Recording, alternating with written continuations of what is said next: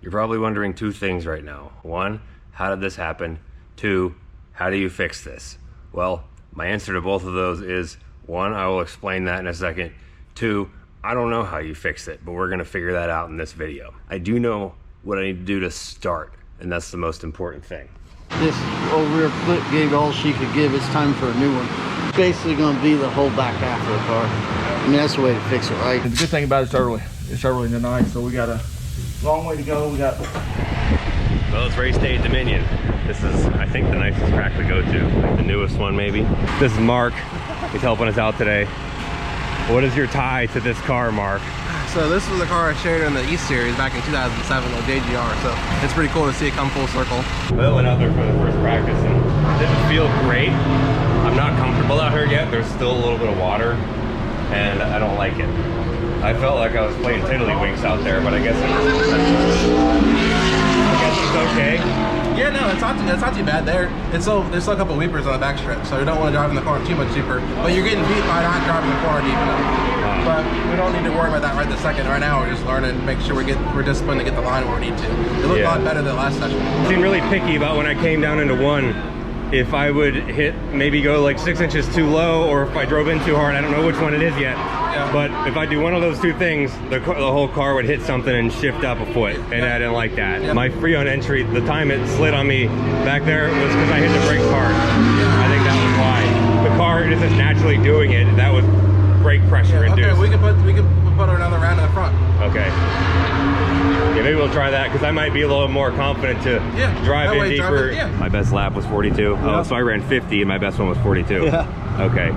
Well, yeah, laps is good. You need, I mean, you're up against guys with more experience. So the last few laps, so you started to look like you were pretty comfortable. Yeah, you're getting beat into the corner.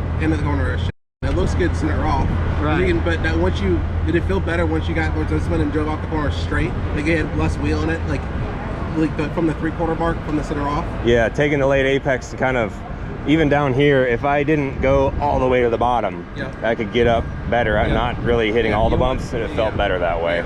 Okay, action. I started it. Okay. Nope, I don't have my earbuds in. Turn it off. Mother. Turn it off. When we started this deal, I said I'd be transparent and honest and not hide anything, even if it was bad or potentially made me look stupid. And I'm not going to change my mind now, even though it'd be very easy to just brush this under the rug and be like, today never happened.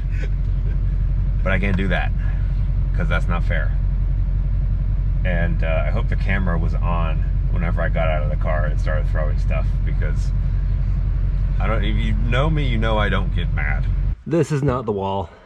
That is foot shaped from my foot, which is what I did after I got out of the car.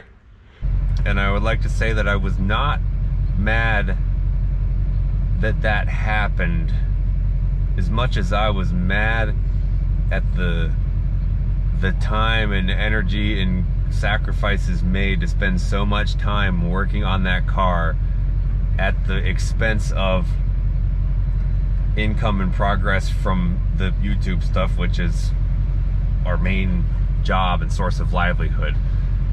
And knowing that more of that has to come in order to put this car back together really just made me mad.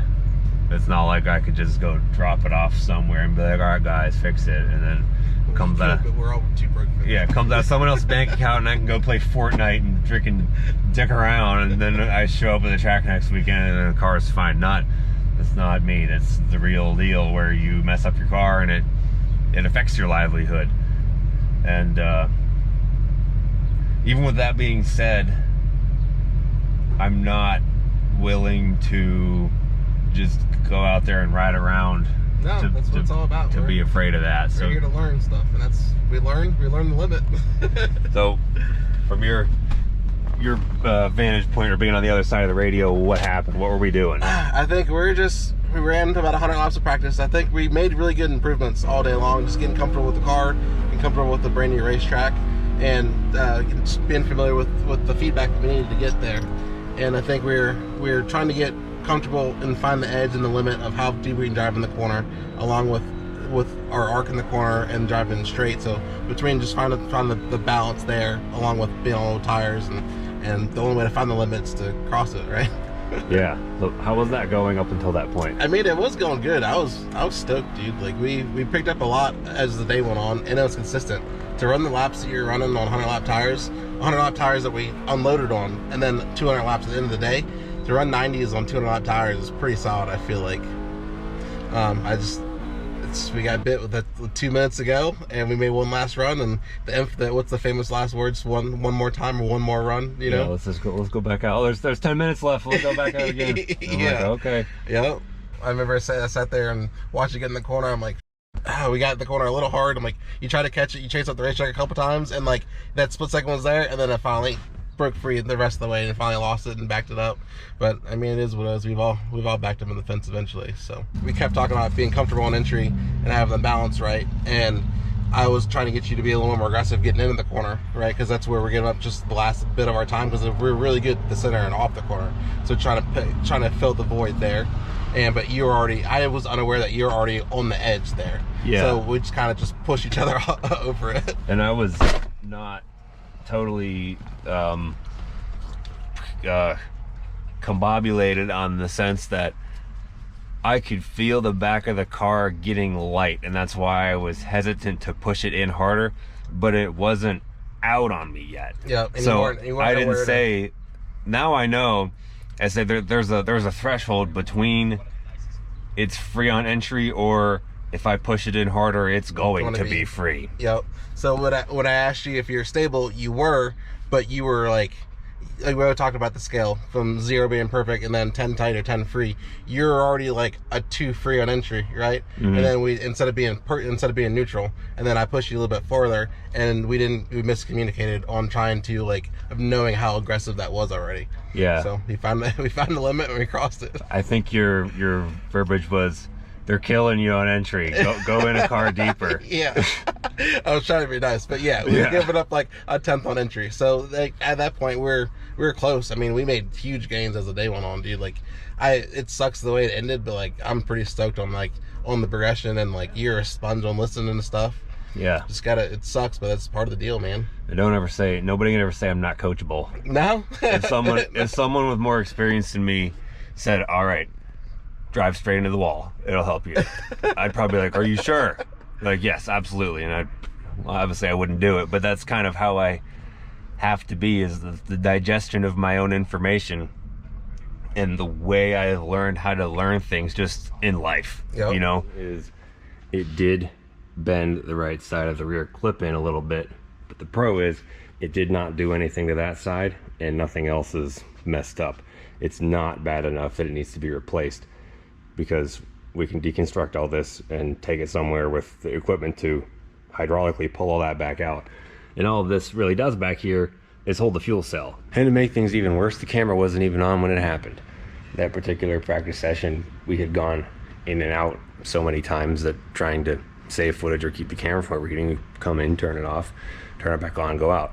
Well, in one of those shuffles, it didn't get turned back on, and I have no footage of this, which right after it happened, it was kind of a relief, because I didn't really want to relive it because I was still mad.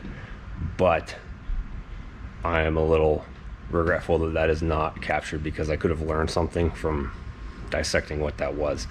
I'm still fairly certain that it was brake bias related, because, and I'm going to leave that there, and then we'll check the pressures with the way that is, just to see what it did. Back to present day here for a little information that we found out after the fact. Before the first race at Newport, we checked the brake bias with gauges. It was 600 in the front, 400 in the rear. That was good. We set it that way, loaded up for the first race that way.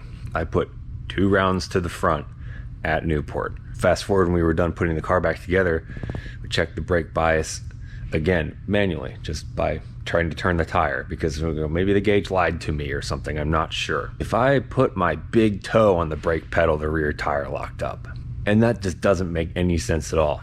We had to put probably 6-7 full rotations into that brake bias knob to get the front to stop before the rear, and I don't know how that happened. I don't know how you could have 600 if your brake pressure gauge could have 600 in the front and 400 in the rear, and it'd be that far off. I don't know if somebody walked by my car and cranked a bunch of rounds to the rear or something when I wasn't with it, or what. Maybe the gauges lied to me. I don't know. It's weird. Also, I had no idea what the brake pad compounds were in the car. I put the pads in it that came with the car when I got it. I suspect there was also a little bit of temperature change going on in the pads, to where as the temperature increased, the sensitivity of each progressed or regressed in a way that ended up with the rears becoming more aggressive than the front once some heat got into them, because I thought it was the tires. Every time I drove the car, I'd make 30 laps, and then the back would start wanting to slide on me. I thought, oh, the tires are just getting hot. It would want to slide on entry under braking. But it felt fine until then. So I'm thinking maybe when some heat got in the brakes, the front ones started to either lose friction, or the rear ones got some heat in them and gained friction, and then that problem would come up.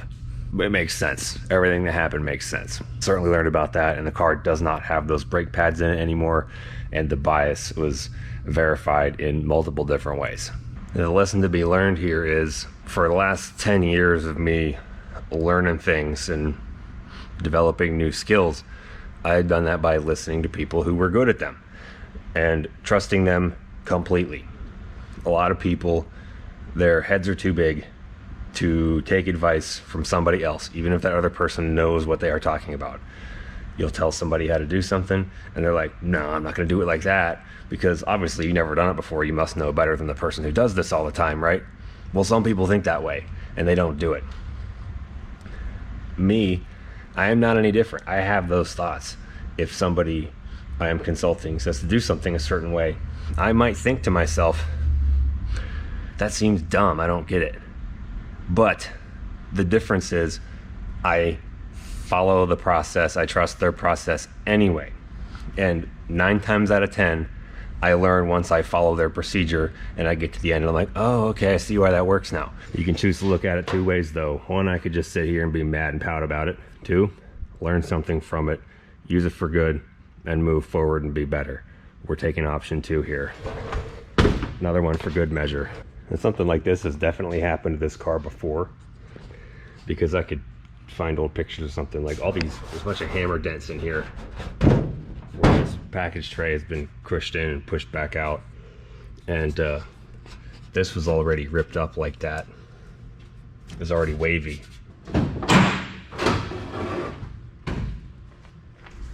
How fast was he going? Like 100 when you hit the wall, maybe? Is that what it looks like to your professional analysis?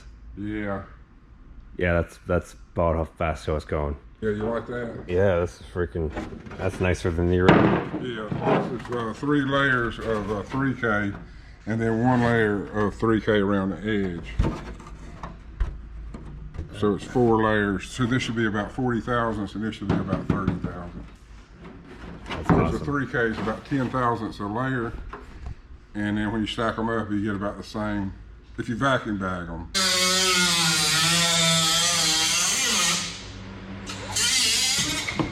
Well, there it is, the first wall hanger.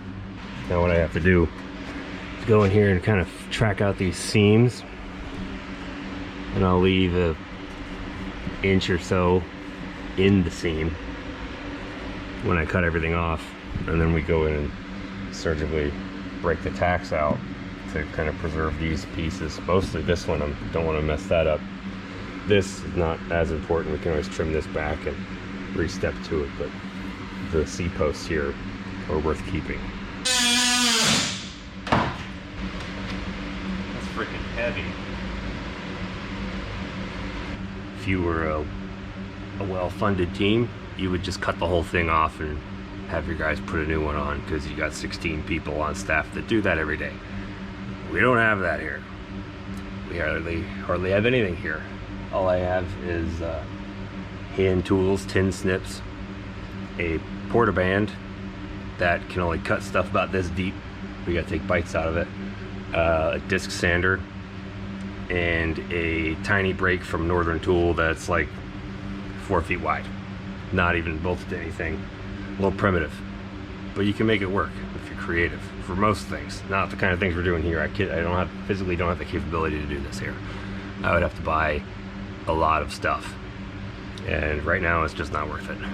Well, now we're here at the garage shop to do the industrial part of the repair here, of pulling that back out as far as we can. I don't know what will happen after that, but we had to get the car on here with a forklift and then kind of use these stands here to get it all leveled out, and then now we'll just have to shimmy it around so it's centered on the plate.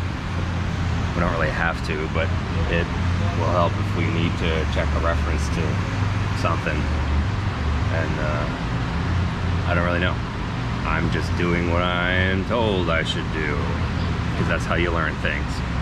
Do you want to explain me your assessment of the situation? Well, I mean, she's a little bit worse than what she looked like, but you know, again, we couldn't get up in the trailer to really look at it. And we were a couple cans in already, the silver bullets, so you were. We could fix anything. So, looks like, I mean, this thing's hit pretty hard. In 2 inches, down 2 inches. Yeah, that's what we thought we could. I mean, you could kind of do it, but it's moved so far. I'd be afraid if we tried to pull it and tug it and kind of half-ass it back together, that it's the next time it gets hit, it's really gonna move. So I mean, I think this old rear clip gave all she could give. It's time for a new one.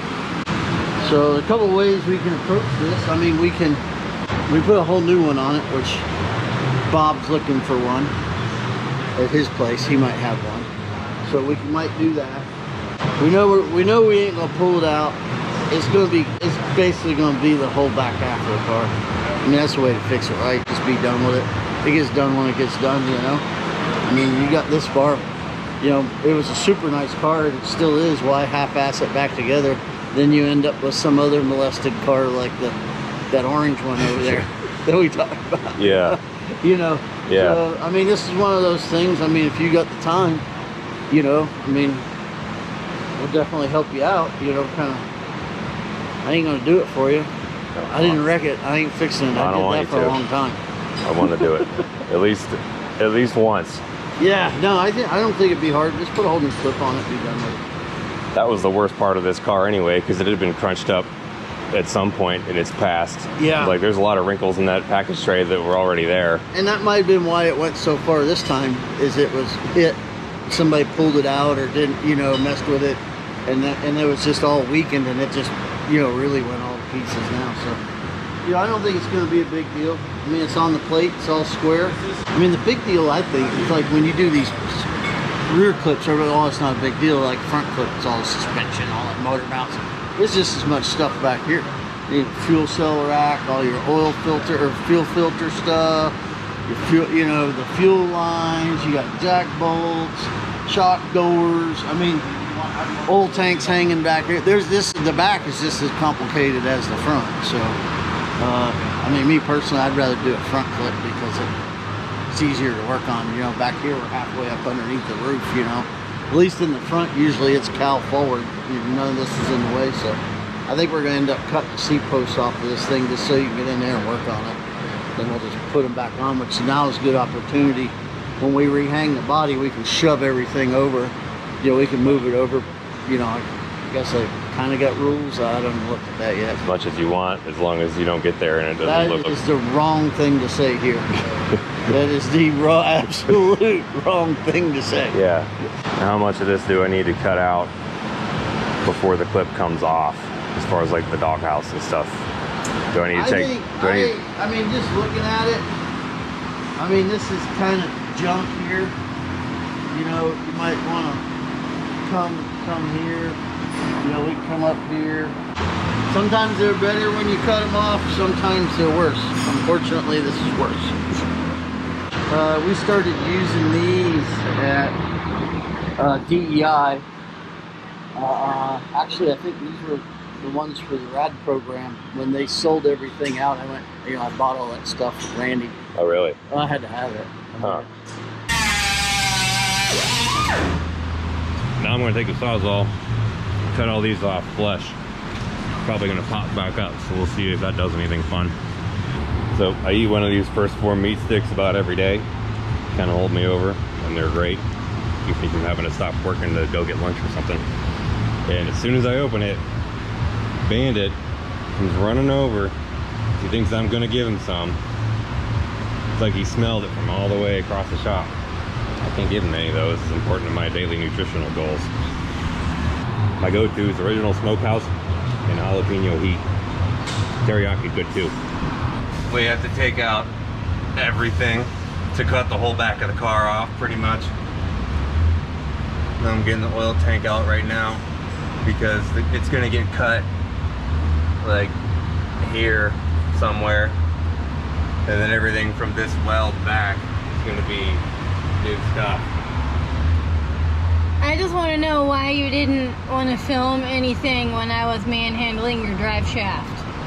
Because I was thinking about doing my own stuff. I wasn't thinking, oh, she's sitting there, can I have her do something? And then I realized we hadn't filmed any of this up to this point, so it'll be worth doing something. Oh, I just thought it would be nice to film some of the stuff so people don't think I'm such a worthless. Yeah, well, I haven't filmed me doing anything because I don't ever have 3 hands to hold a camera and film stuff, and work. So nobody ever gets to see me doing any work. I just talk. We'll make sure we get the camera back out whenever you're cutting something. Yeah, because that's my expertise. Yes, demolition. Demolition expert. You're very sweaty. Yeah, it's like 90 something degrees outside and all the doors are open in here, so. Do you want me to keep filming? No, it's okay. I'll probably end up dropping this tank on my head because there's no good way to get it. Well, I'll keep it going. Well, it's going to be a while before I drop it on my head, so I'll tell you when it's about to happen. Okay.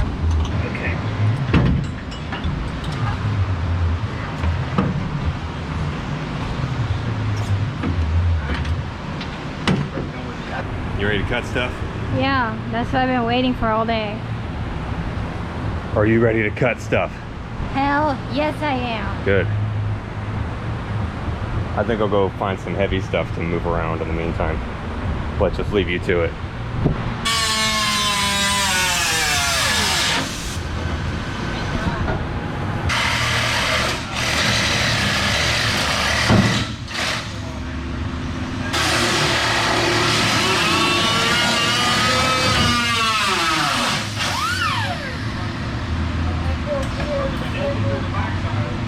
Did you feel it pop out? Yeah. To just... It like jumped on me.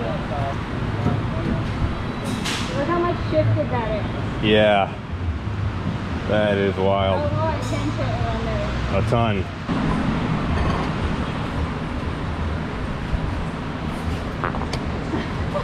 You just fart in the camera? Can I have the wax? Yeah. Good job. I hope you could hear it. If you couldn't, I'm gonna turn it up. I had to, it was funny. Does this actually help it work better? Oh, a ton. We need to get some. Yeah, massively different.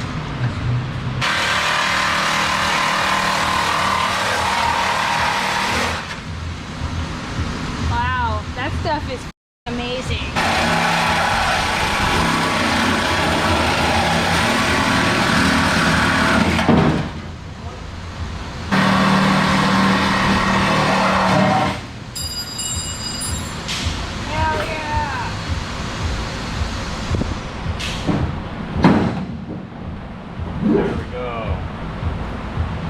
I did the Sawzall part, now she's doing the tack weld part. Because Logan loves demolition. Meticulous demolition is her specialty, so I'm gonna leave her to it. Ha ha ha. Awesome. Look at this puppy. Hi, Shelby. She doesn't give a...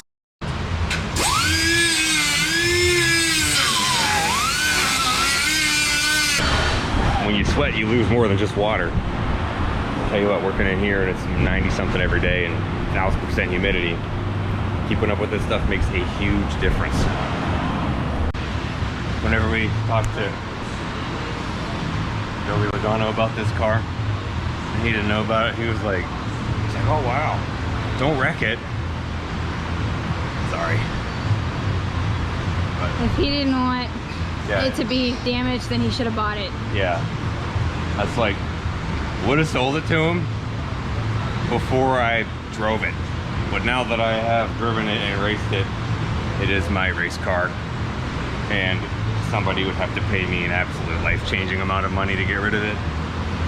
Because it's my car now. Yeah. Well, keep biting it back farther and farther and farther to make new stuff.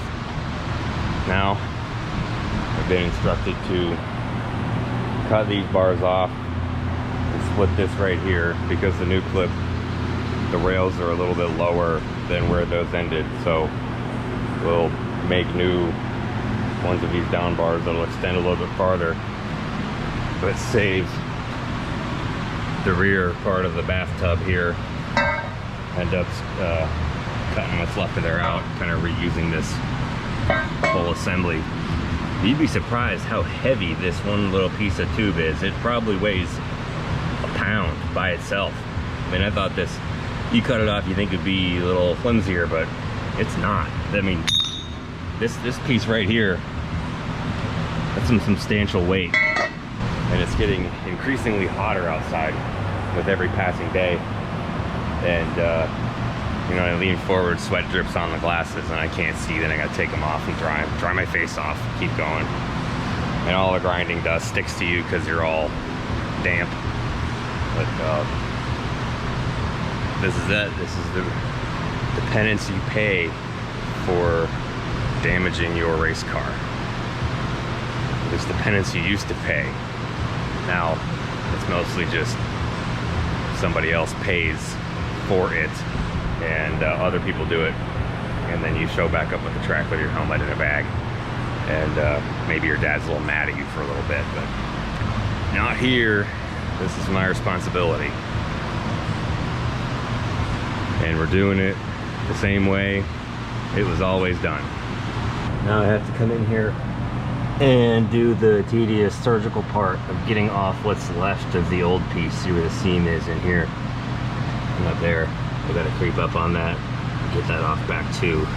Just this one on both sides.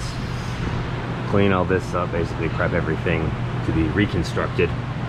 And there's the little bump in here that I'll work on getting out once this is cleaned up more, but that'll take a while. And cleaning up this, I should probably do that first, considering my head's gonna be down there, gonna be up and down a lot, and this will pose a threat to my brain if I don't handle it now.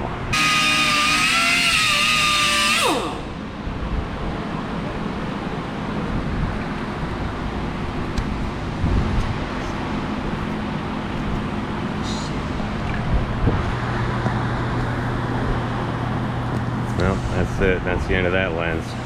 Now I'm setting up these down bars here to go set weld them to the new one that we'll build for the stuff that's not here yet. Today we're unboxing what might be the most advanced dash cam on the market, the Vantrue S1 Pro Max, the world's first true dual 4K HDR dash cam powered by AI safety tech. Let's take a look at this thing. Install super easy, front cam on the windshield, waterproof rear cam on the back glass, or in my case tailgate, tuck the wires and boom, zero clutter. Check out the clarity, 4K HDR on both front and rear. Even plates in the rain stay sharp. And the built-in AI is really on the ball here. You get anywhere close to a line and it tells you lane departure. Lane departure detected. You can yawn and it'll give you a warning for being tired. It'll give you blind spot warnings during lane changes. You know, 29% of crashes are rear enders, and most cams don't have good rear visibility. They're not clear and you can't read stuff. But the S1 Pro Max rear cam is 4K crystal clear. If you think dash cams are just to record accidents, you're way behind. This is a true AI co-pilot.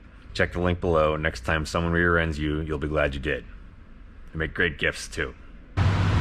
These will be our sleeve pieces that go in there. Have to go in like that. Weld them.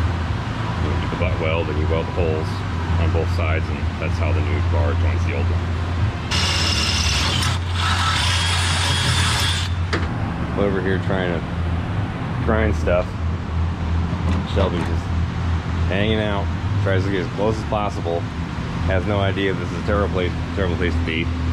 She will sit on sharp pieces of metal just to get attention. She's a very determined puppy. But I can't let you sit here because it's dangerous. What?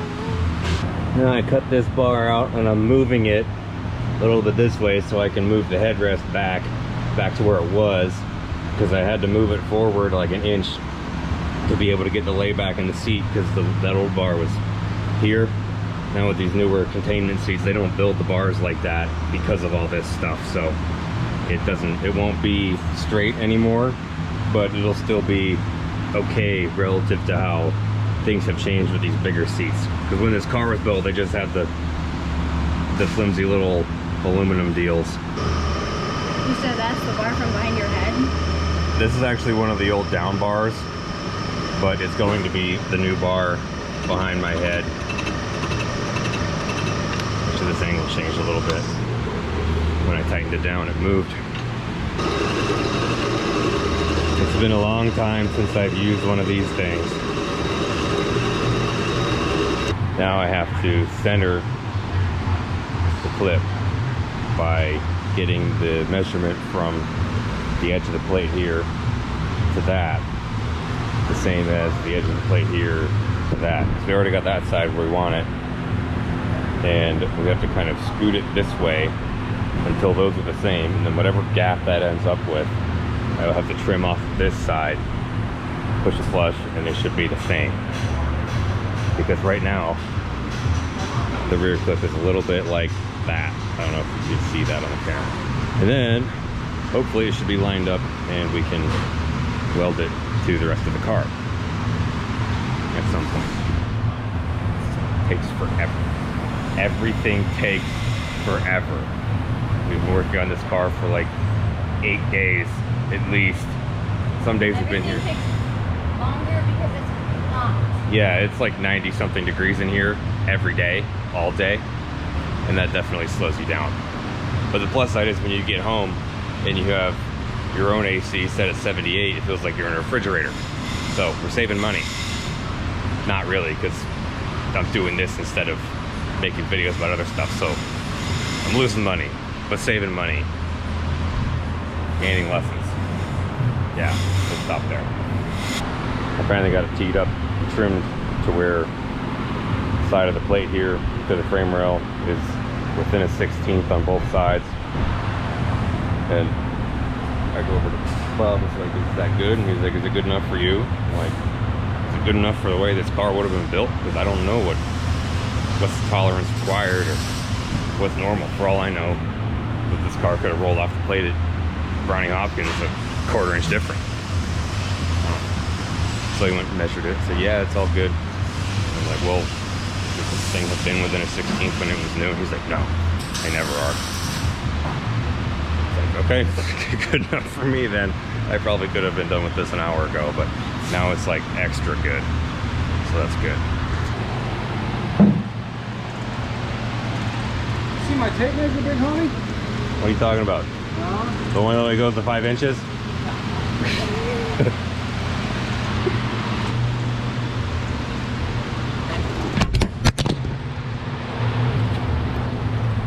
Oh shit! No, it's fine. It's just a pain in the ass trying to film stuff and do it at the same time.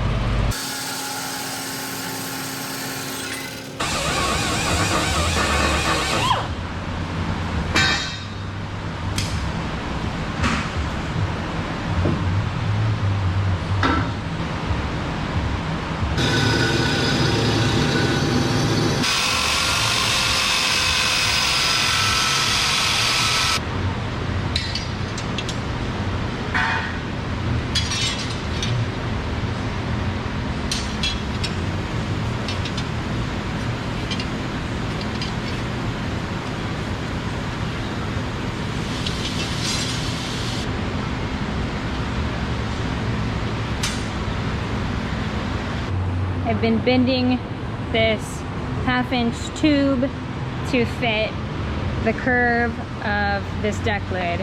So I guess I can show you the fitment.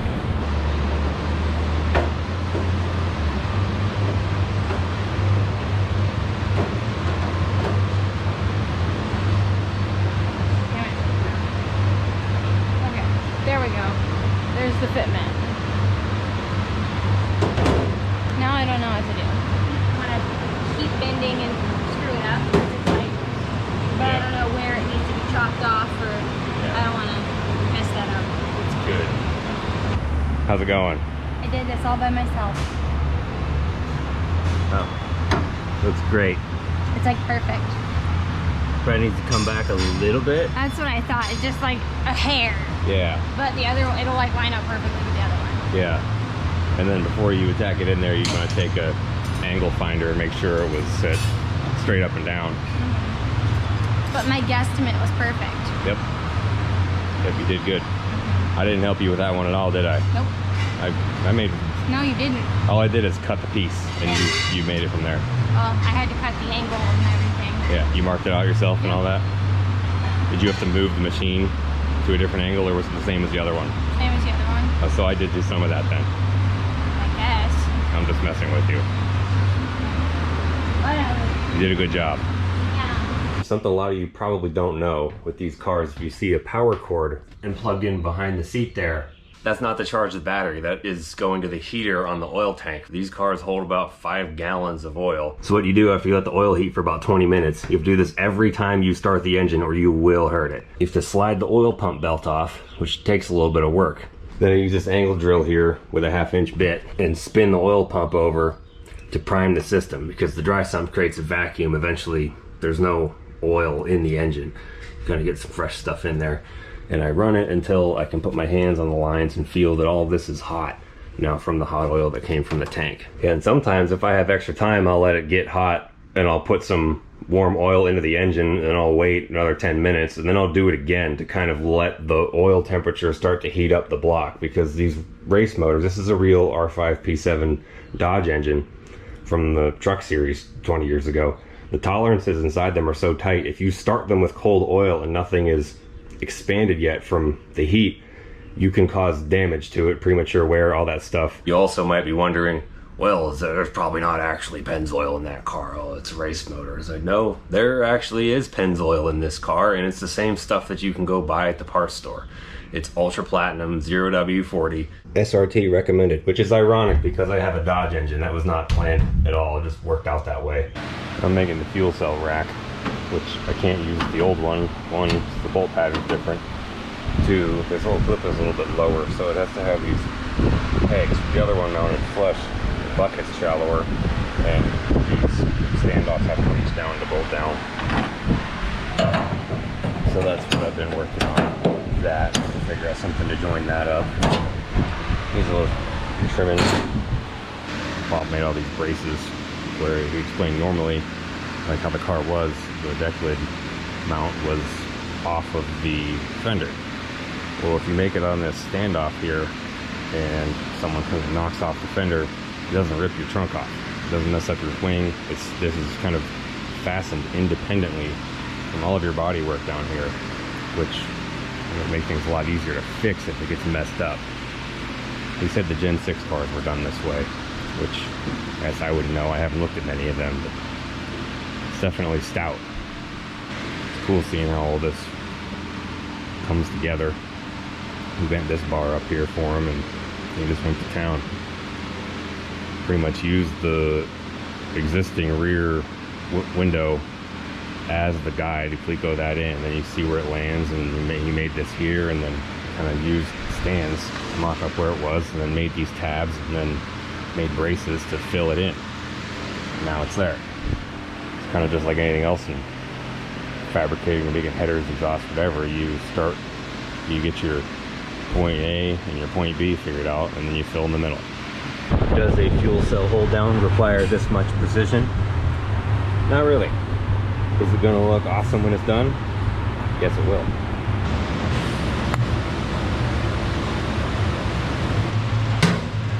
Now I got those tacked. Now that these are centered, I actually take a little bit off of here, which is exactly what I wanted to happen.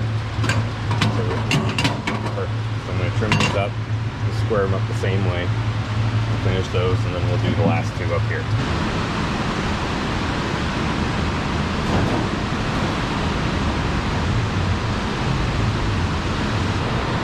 I'm a little rusty. Some places are better cleaner than others. Like that one up good, nice and clean, but probably like 70, well, 90% of what the weld ends up looking like is in the preparation and the cleanliness of the material first. If it's cruddy, you're never going to be able to make a bead that's nice. And if it's nice, only then do you have a chance to make a nice bead like this.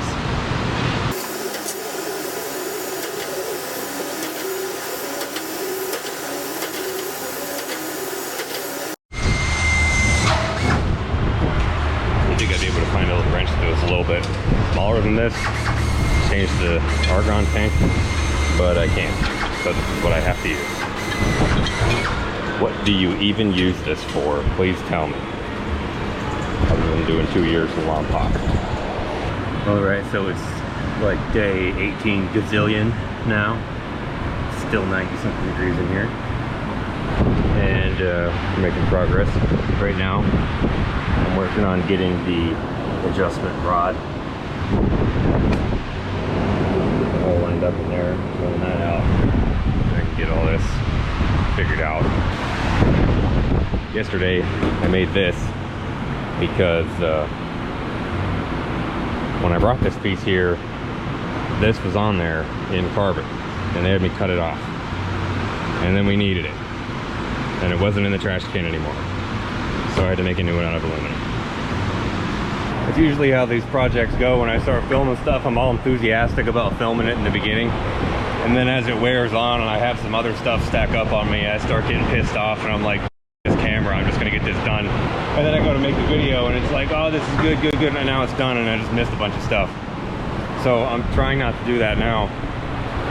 Even though when I was over there and I was changing dies, I hit my head on that thing sticking out of that hook there.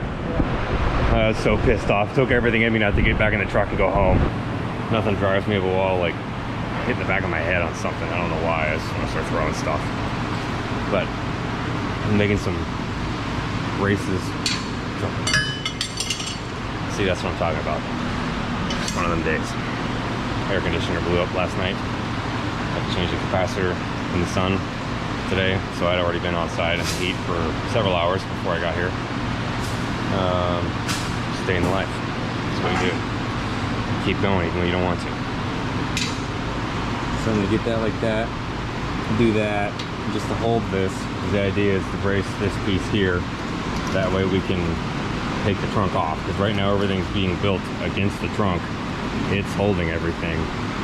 Once we get that braced on there temporarily, that will enable us to take the trunk off and get in there and finish more stuff.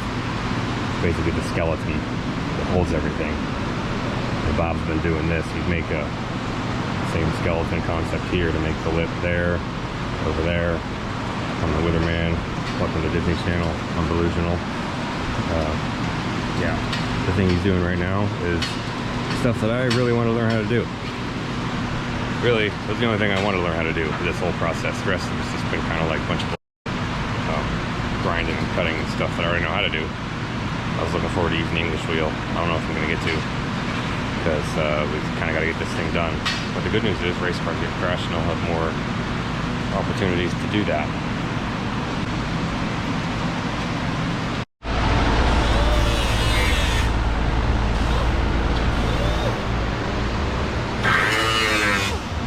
See, I had to cut this with tin snips while it was still on the car to make the other piece in there for the trunk bed. Now I'm just gonna clean it up. I farted. What? I farted. That's great. I hope everybody heard that, because I hear it a lot. Like 17,000 times a day. And that's just while I'm awake. At night there's more. And they smell worse. Well, you gotta rivet this carbon stuff down. It's a real art form to do it in an order that doesn't end up with it looking like bacon when you're done. That's kind of what I'm working with now. Is, yeah, even when I had to pull it a little bit to get it on there to sit flush, And then when you take it off and you put it back on, now it's all not happy again. So you got to play with, start here, over there, fill in whatever, hold it up, move it around until it's happy. Now I'm going to start riveting it down, and that's about 90 billion rivets. Bob's working over here now. I guess he didn't like the way that rocker was, and is just going to make a whole new one. Aaron Brown let us work on the car there right before he was about to have a really big surgery and not be able to come to the shop for weeks. So pretty much right after you saw him there, we never saw him again. He was gone. They were preparing for that, or in the hospital after that. He wasn't there. I just wish the timing was better to where he could have been there the whole time it was happening, because one, I would have learned more. Two, I would have gotten to do the fun parts myself. And three, it wouldn't have cost me as much money because I wouldn't have had some jerk off trying to screw me over on the back end. But Aaron actually had to step in and save me from that, though I'm very grateful for that. I was just working on the car after hours with this dude who was a body hanger that I'd never met before until I got there. This video was originally planned to go a lot differently, with a lot of this process being explained by the guy who was helping me, which, if you've noticed, has not been in it at all to this point, and there's a reason for that. He said he'd help me out. He had asked me about putting stickers on the car for like his business, or he used to have a body hanging business till he went out of business and had to go do work somewhere else. Now I see why. I've done side deals with other guys before, and they're always like, yeah, I'll help you out, be reasonable, and it always is, so I never worry about it. Well, as time goes on, he starts to absorb more and more of this project from me. I wanted to do the body, and he started doing it. Didn't really want me to touch it. Actually, he told me to drill holes a couple times, and I don't know, he was like micromanaging me. I wasn't doing it right, so he told me to stop so I didn't mess it up and he wouldn't have to make another one. Yeah. And I'm like, all right, whatever. If you're helping me, I'll let you make the fender. Well, then he comes in, he cuts the whole rocker off the right side, said we need to make a new right side and it'll look better, be good for business, all that stuff. So I still thinking that he's helping me, so I'm allowing this to happen, not knowing that he's actually just racking up a bunch of hours to try to bill me for after the fact. I got my base pieces made. These are marked out. These are going to be the flange the Lexan bolts to. Or in this case, if you were building a normal spoiler, you would leave more room on top. But you start with a thicker piece, so that way once you cut the radiuses, you're left with 6.5 or whatever, how much meat you want in there. But in my case, this is only going to be trimmed down to a flange this big, so it's smaller. But making a normal spoiler would have less steps than what I am doing right now.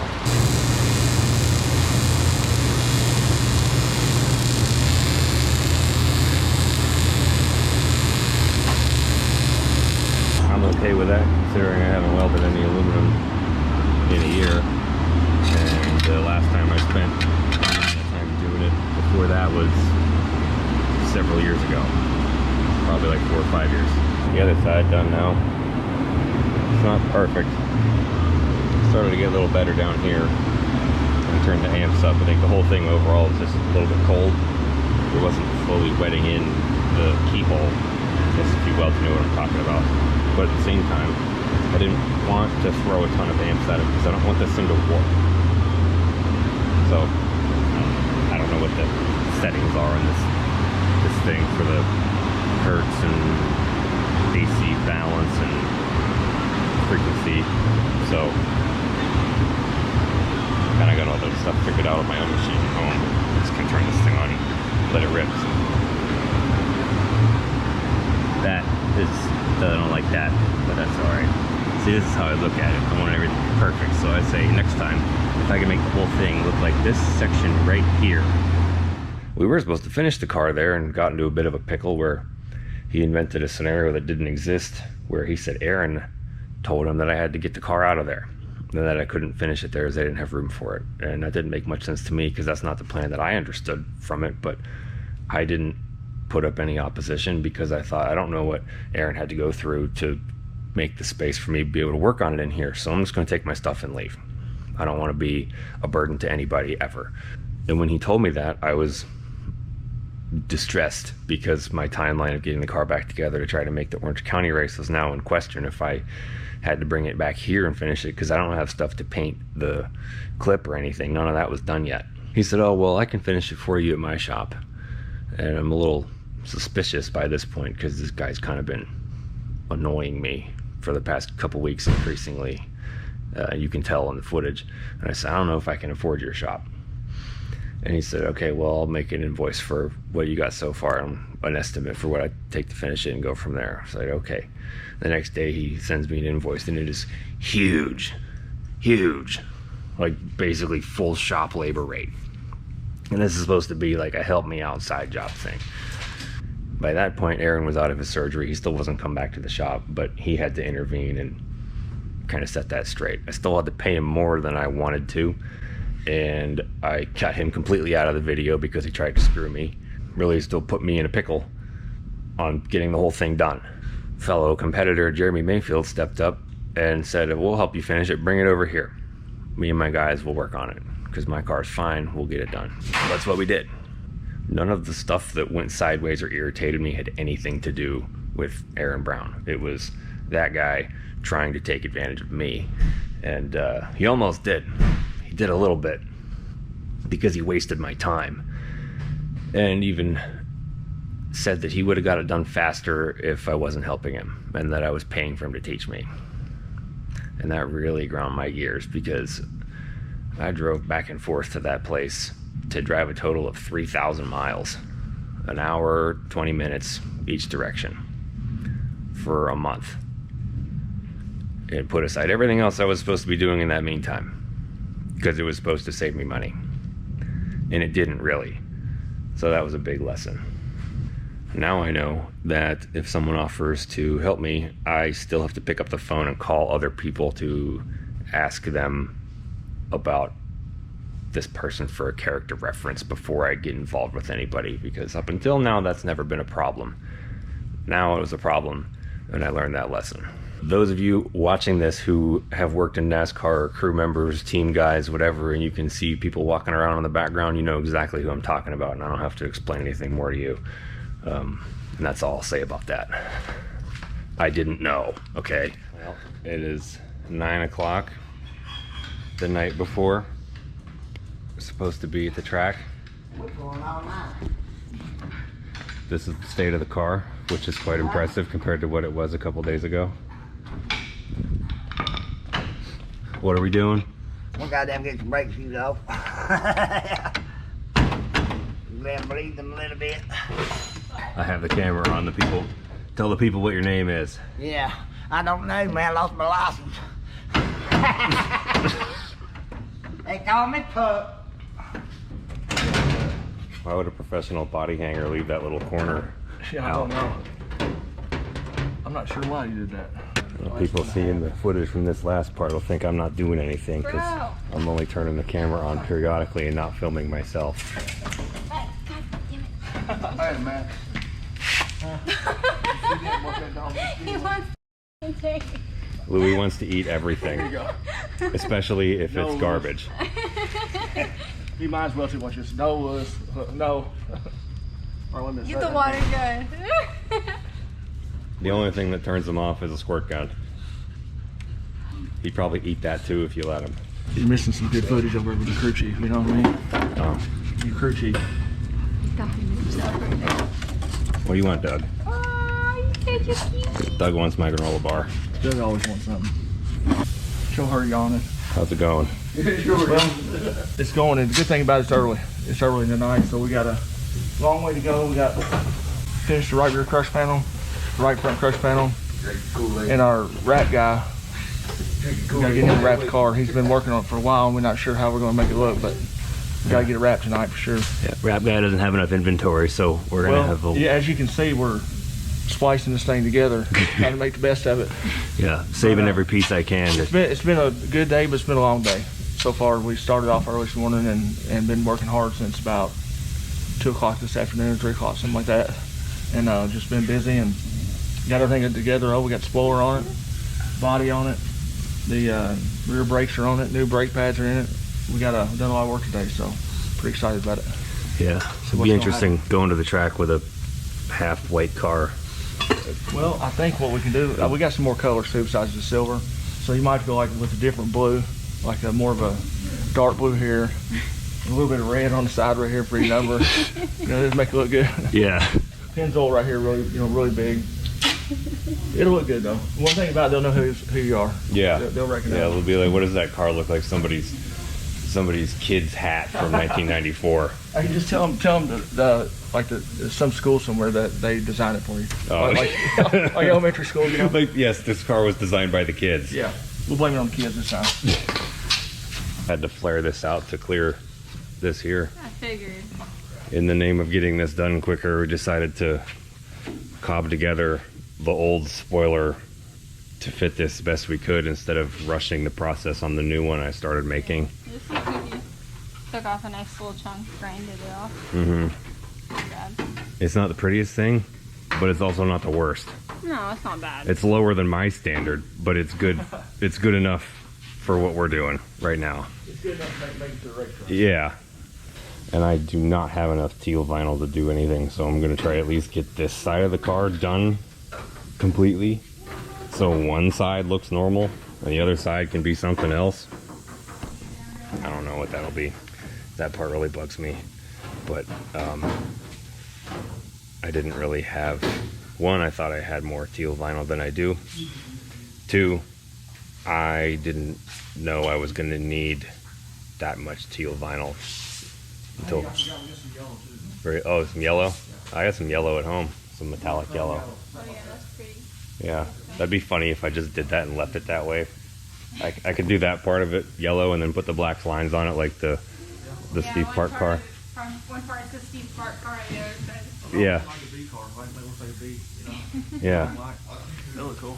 Yeah, we got the depends on. Like if it's yellow and you had the black stripes, one like this. Yeah. I could make it look like it's ripped up there, like it ripped off and turned into something else. Like for your paint job, or you hit something on the side of the road and it blew up on the side of it. Yeah. I was just getting yelled at for not filming you, so I'll film you now. I have the Allen. Which Allen? The one that was up here somewhere. I almost got this piece done. I left that empty there because the silver goes on top of that, so I can put that on later. And this quarter panel will not look all pieced up. And the logo will go over this seam here. So that'll be better. It's the best I can do without having one piece for the whole thing. 2:27 in the morning. We haven't seen Jeremy for about 45 minutes. Prior to that, he was talking about a song that he made with AI that was about him, that he wanted me to make a music video for, about like a montage with this song.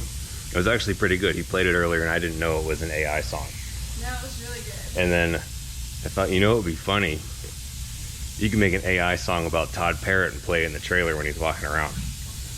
And we're like, yeah, that'd be funny. And he's thinking about it and saying funny stuff. And then he just disappears for about 45 minutes. He literally left his project over He's here. over here making crush panels, doing something. I just moved some of the stuff Doing out something of it. critical. And we had no idea where he was. And just now, we hear some beats and music sounds coming from his office over there. He left working on the car to go make an AI song about Todd Parrott. So it's questionable whether we're not going to get this done now, but we're going to have a killer song about Todd Parrott. That's okay. What was that? Yeah, what he said.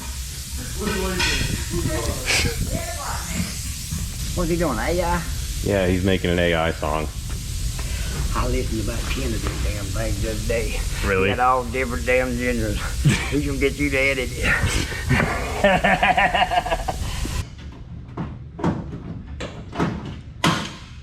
I'm pretty sure Todd Parrott would have had this done by now. Yeah, he taught us here. That's what we need, but we can't ever get him here after at like 4 o'clock in the afternoon. He's the show, just ask him. Yeah, he's a man. Todd is a man. Hey, what time is it? It is, I just looked, I don't even remember. 3:33.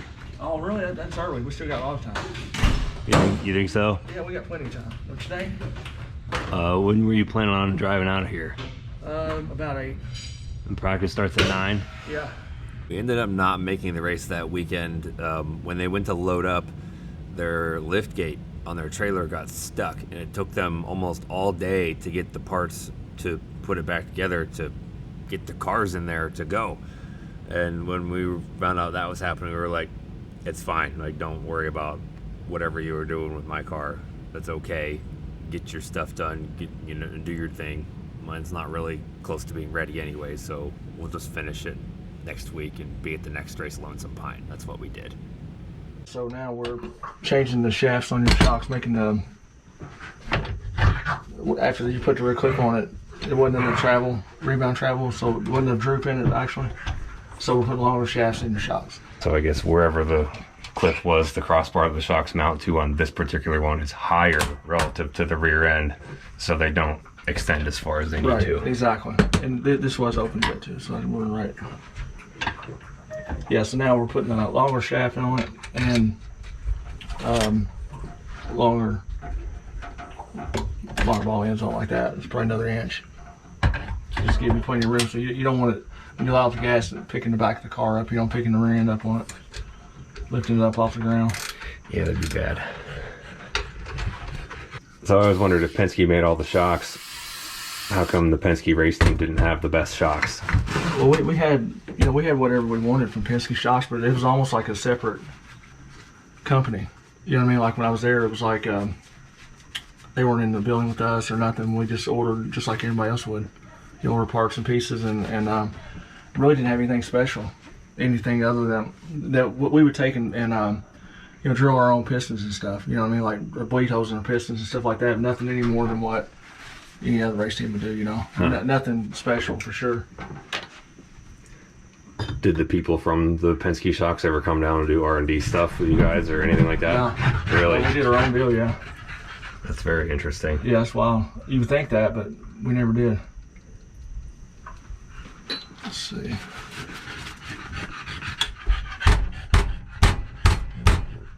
Did they show you how to work on these things back then? Yeah. But what they didn't, I learned from our shock guys. I used to be in with anything we did on shocks and stuff in our car. I was always part of that, Really? Understanding what was going on. And, we'd run a lot of bleed holes in them. We started a lot of different trends, I guess you'd say, by doing that. But so if somebody put you in a room with a shock dyno and all the stuff and said, build your own shocks, back then you could have done it? Oh yeah, we did. Yeah, I built a lot of them. Like that were on your car? Yeah. We had all kind of trick stuff in our shocks that we did ourselves, that wasn't, not all was legal, but it was good stuff, What would have been illegal about it? Well, we were doing things in the gas chamber here because, when the gas, before they come out the base valves, the shock would get hot and there's a divider piston in here.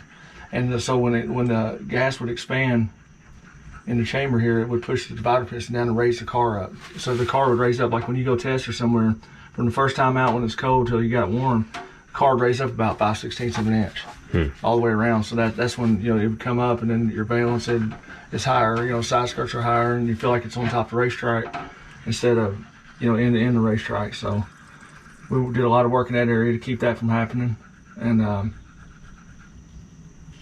developed a lot of cool stuff. Then we run a lot of bleed. We run a lot of bleed in our pistons, and then run a lot more shim stack to go with it. You know what I mean? Where the shock would bleed by itself, and it wouldn't open the stack up unless it was something really, on the high speed part of it. Did they let you mess with your shocks at Evernham's too?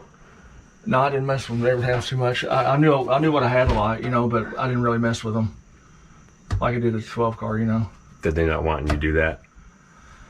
It was a weird deal. At Ray's deal, it was, we had people to do that. Everybody had their jobs and everybody did what they're supposed to do. Just at the 12 car, we were able to, we had the freedom to do whatever we wanted, so we got to do a lot of different things. But, Ray's deal was just more organized, I guess you'd say. More, I don't know, not organized, but.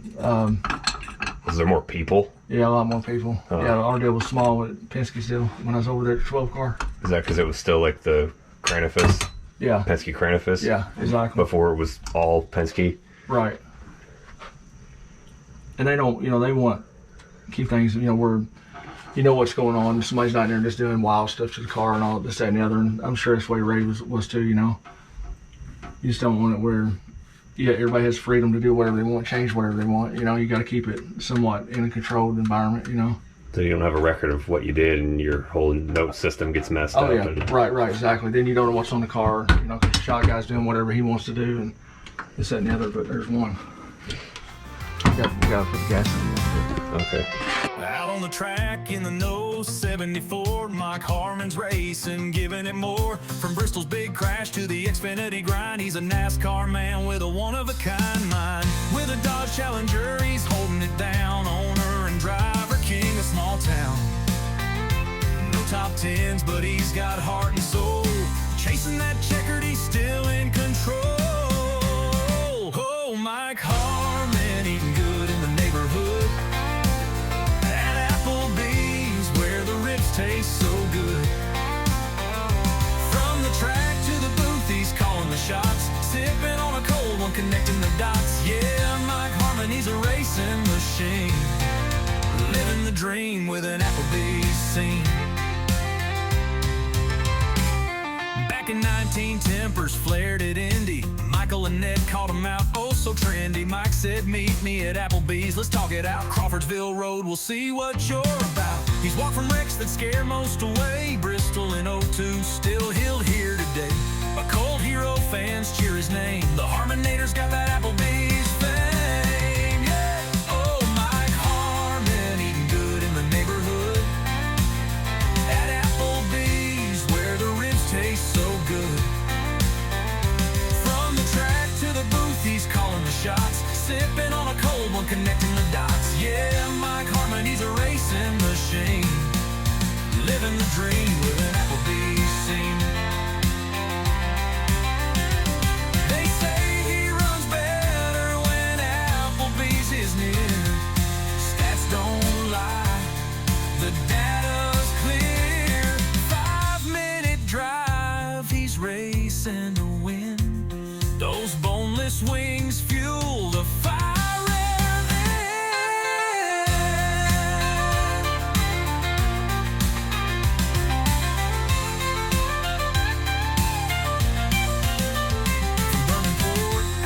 He came to fight. Veterans, motorsports, giving jobs to the right. No big sponsors, just grit and a dream. Mike's still out there living life supreme. So here's to the man who don't back down. From pit road battles to the Applebee's town.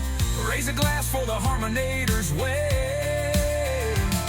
He's racing and dining at the end of the day. Oh, Mike Harmon, eating good in the neighborhood.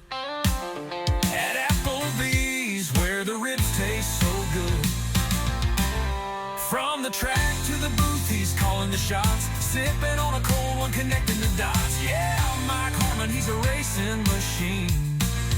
Living the dream with an Applebee's scene. So when you're at the track, or the race is done, head to Applebee's for some half-price fun. For Mike Harmon's spirit, it's plain to see. He's the king of the track and the Applebee's spree.